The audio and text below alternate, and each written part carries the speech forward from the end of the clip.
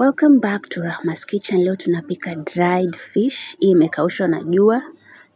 So hapo kwanza ichemshe mpaka ikuwe laini, iache kukao. Yaani iache ile kuwa ile stiff. So tutaichemsha kwa muda mrefu tu. Nitajaza kama sufuria nzima maji tuchemshe. Alafu baadaye maji yakipungua yakatoshana hivi, itakuwa samaki wako amekuwa tayari, ama unaweza kuonja kuhakikisha. Ingredients tutatumia ni tomato. Leo sija freeze tomato, nimetumia tomato kawaida tu. Alafu na kitunguu. Na hapa tuko na kitunguu saumu, tangawizi na pilipili ya kukausha. Ama ukitaka hata pilipili mbichi inafaa, ni sawa, haina neno. Alafu na hoho. So leo I want to try a different way of kupika hoho. Nataka ile flavor, but sitaki kusikia hoho kwa mdomo wangu, like sitaki kutafuna hoho. So nitaongeza kitunguu saumu, tangawizi, pilipili na hoho, ni vibonde vote kwa pamoja kwa kinu. Haya, apart from hivyo nitatumia my favorite ingredient, binzari. Eka kiasi chako, for beginners anza kidogo, na pilipili manga, black pepper. Alafu hapo nimeongeza dania na chumvi. Kama huna dania unaweza ongeza dania ya majani.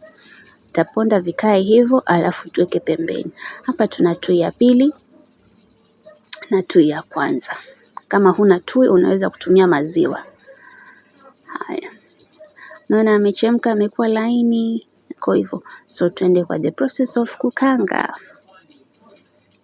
Eka kitunguu, make sure they're golden brown. Then add your paste of hoho, binzari, nini hiyo. Ongeza paste yako. Koroga, hakikisha haijashika chini kwa sababu ya kitunguu saumu. Then ongeza tomato. Ongeza tomato yako. Ponda. At this point ongeza tui ya kwanza. Mix. Make sure imejidefrost hapo. Alafu weke samaki. Ukishaweka samaki, at this point unaweza weka spices zenye unataka, but it's fresh. Yaani ni poa zaidi ukiwa umetumia hivyo bila spices mingi. So nitaongeza tu chumvi na pilipili kwa mbali, itakuwa na pilipili masala, itakuwa sawa. So nitakoroga. Baada ya kuongeza chumvi sijaonyesha, alafu nitaweka tui ya kwanza ama tui nzito. Na since mine is frozen, nitaipa muda kidogo ndo ijidefrost, iform ile supu yenye nataka. Kwa vile sina watoto wa kutumia supu nyingi, hiyo supu kidogo itanitosha na itanifaa. So ukiongeza tui ya pili, koroga foil, kisha iruka ipatie kama like 10 minutes, itakuwa chakula chako kiko tayari.